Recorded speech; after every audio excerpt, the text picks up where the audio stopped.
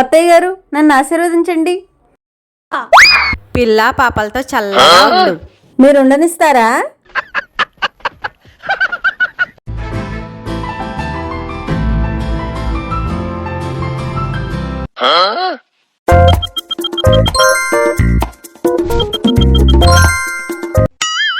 అదేంటండి, బొట్టు పెట్టుకోలేదు, జడ వేసుకోలేదు, చీర కూడా కట్టుకోలేదు. ఇన్ని ఫ్యాషన్స్ అవసరమా?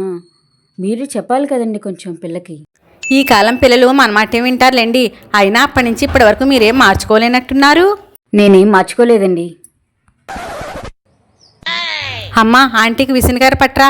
ఏసీలు అవి అలవాట్లేవు. అయినా అప్పట్లో ఏసీలు అవి ఎక్కడున్నాయి? అయ్యయ్యో సారీ, అప్పట్లో కూల్ డ్రింక్లు అవి ఎక్కడున్నాయి? ఆంటీకి మజ్జిగ ఇవ్వచ్చు కదా. కూల్ డ్రింక్లు అవి అలవాట్లేదు. అప్పట్లో కూల్ డ్రింక్లు అవి ఎక్కడున్నాయి? ఏంటి వెళ్ళిపోతున్నారా? ఒక నిమిషం క్యాబ్ బుక్ చేస్తాను. అయ్యో, అప్పట్లో క్యాబులు ఎక్కడివి? ఆంటీ నడుచుకుంటూనే వెళుతుంది. పద్ధతులేవి మారనివ్వదు. అలవాట్లేని ఫ్యాషన్లన్నీ మనకెందుకు చెప్పు. అత్తయ్య గారు, ఇందాక నుంచి కడుపులో ఏదోలా ఉందండి నాకు. ఎందుకుండదు? మీ వదిన 7 వారాల నగలు వేసుకోవడం నువ్వు చూసావు కదా, నీకు అలాగే ఉంటుంది.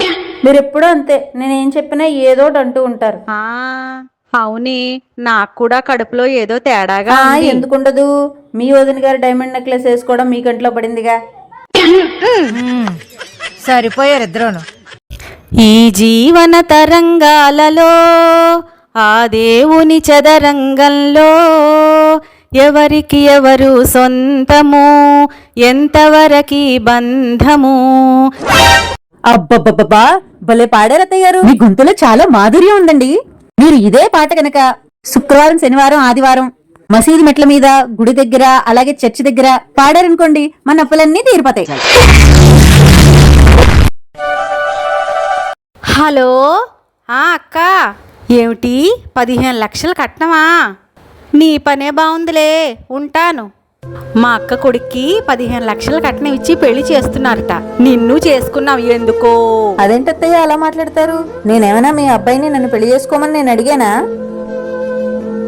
లేకపోతే మా పేరెంట్స్ ఏమైనా మా అమ్మాయిని చేసుకోండి అని మీ దగ్గరకు వచ్చారా? చక్కగా అణుకుగా ఉంది, అన్ని పనులు చేస్తుందని చేసుకున్నారు. మరి ఇప్పుడేంటి అలా మాట్లాడతారు? అయినా మీకు అన్ని లక్షలు అవి ఇవ్వలేమని, అలాగే మీ స్తోమతకు మేము తగమని చెప్పినా మాకు అమ్మాయే ముఖ్యం అన్నారు కదా. అయినా మావయ్య గారు మిమ్మల్ని పెళ్లి చేసుకున్నప్పుడు మీరేం తీసుకొచ్చారో ఒకసారి గుర్తు చేసుకోండి. అయిందా? బాగైందా? ప్రతిదానికి ఓవర్ ఎక్స్ప్రెషన్. అత్తయ్య గారు, ఈ టాబ్లెట్లు వేసుకోండి. నాకెందుకే ఈ టాబ్లెట్లు? నాది ఐరన్ బాడీ. అందుకే ఐరన్ బాడీలో తక్కువగా ఉందని టాబ్లెట్లు వేసుకోమన్నారు. ఈ మంచినీళ్ళతో వేసుకోండి. ఇవి ఈ మంచినీళ్లతో వేసుకుంటే లోపలికెళ్ళి తుప్పు పట్టేస్తాయేమో. బాబోయ్, మీ డౌట్లకు మీకు దండవండి బాబు. వేసుకోండి, ఏమవదు. తర్వాత సెప్టిక్ అయిపోతే. నాకొద్దమ్మా, ఈ టాబ్లెట్లు నాకొద్దు, తీసుకో. ఇప్పుడు ఏం చెయ్యాలి? ఏంటో మా అత్తయ్య గారు అనుమానాలు.